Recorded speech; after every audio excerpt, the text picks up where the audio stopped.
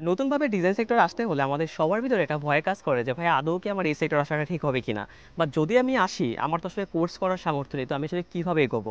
তো যারা এই কথাটা ভাবছেন তাদের জন্য আমি আজকে সেরা জাস্ট 3টা টিপস দেবো। আপনি জাস্ট এই 3টা টিপস যদি ফলো করতে পারেন আপনি অবশ্যই দেখবেন আপনি এই সেক্টরে খুব ভালো একটা কিছু করতে পারবেন। প্রথম অবস্থায় আপনি যদি এই সেক্টরে আসতে চান, দেখুন যেহেতু আপনি কোনো একটা কোর্স করতে পারবেন না, আপনার জন্য বেস্ট অপশন হবে কোনো একটা অনলাইন প্ল্যাটফর্ম থেকে শিখে ফেলা। তো অনলাইন প্ল্যাটফর্ম সব থেকে বেস্ট কোনটা, যেটা সবাই জানেন, যেটা হলো ইউটিউব।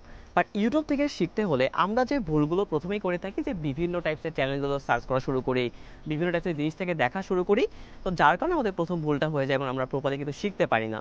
তো আমরা যে কাজটা করব, যে আমরা প্রথমতই যে কোনো একটা ইউটিউব চ্যানেল সিলেক্ট করব এবং সেই চ্যানেলের প্লে লিস্ট থেকে একেবারে প্রথম থেকে দেখা শুরু করব, ঠিক আছে? সো অনেকে যেটা আমরা মনে করি ভাইয়া ডিজাইন শিখতে গেলে আসলে যেটা লাগে সেটা হচ্ছে যে প্রথমে হয়তো বা ডিজাইন আমাদের অনেক প্র্যাকটিস করতে হবে, আসলে কিন্তু সেরকমটা না। ডিজাইন শিখতে গেলে আপনার প্রথমেই যে জিনিসটা দরকার হবে সেটা হলো ধৈর্য ধরা, ধৈর্য ধরে লেগে থাকা। কেননা অনেকেই প্রথম অবস্থায় অনেক ভালো ভালো ডিজাইন করে, অনেকে অনেক প্র্যাকটিসও করে, বাট আলটিমেটলি যখন তারা ধৈর্য ধরে লেগে থাকতে পারে না তখন আলটিমেটলি তাদের বিপত্তিটা ঘটে। সো যদি আমরা ধৈর্য ধরে লেগে থাকতে পারি তাহলে কিন্তু আমরা এই কাজটা করতে পারবো।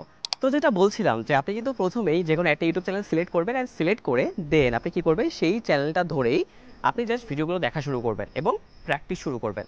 তো আপনার প্রথম কাজই হবে সেই ভিডিওটা দেখে প্রপার প্র্যাকটিসটা করা। তো যখনই যে প্রপার প্র্যাকটিস আপনি করছেন তার ভিতর একটা কাজ যেটা করবেন, যে কনসিস্টেন্সি মেনটেন করবেন। তার মানে ধরেন আপনি আজকে যদি ডিজাইন শুরু করেন, আপনি আজকে করবেন, কালকে করবেন, পরশু করবেন, প্রতিদিন করবেন। যদি আপনি একদিন গ্যাপ দিয়ে করেন আপনি তাহলে একদিন গ্যাপ দিয়ে করবেন, কিন্তু এই কনসিস্টেন্সি যেন কখনোই ব্রেক না হয়। দেন এই কনসিস্টেন্সি মেনটেন করে যদি আপনি লেগে থাকে তাহলে আপনি দেখবেন যে 1 মাস বা 2 মাসের ভিতর আপনার মোটামুটি একটা আইডিয়া চলে আসবে।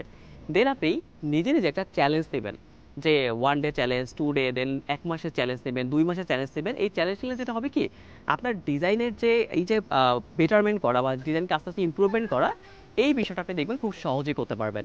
তো জাস্ট মাত্র এই 3টা টিক যদি আপনি ফলো করতে পারেন, যে প্রথম অবস্থায় মন স্থির করে জাস্ট এই সেক্টরে আসা, দেন যে কোনো একটা মাত্র চ্যানেলকে সিলেক্ট করে লেগে থাকা, দেন কনসিস্টেন্সি মেনটেন করে প্র্যাকটিস, আর শুধুমাত্র আপনি চ্যালেঞ্জ গ্রহণ করে জাস্ট লেগে থাকবেন।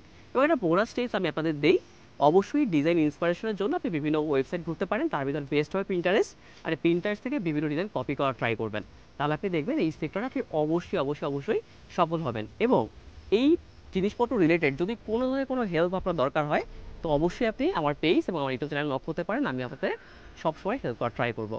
সো ভালো থাকেন সবাই এবং প্রচুর প্রচুর ডিজাইন প্র্যাকটিস করে আপনারা সবাই গ্রাফিক ডিজাইন সেক্টরে সফল হয়ে যান।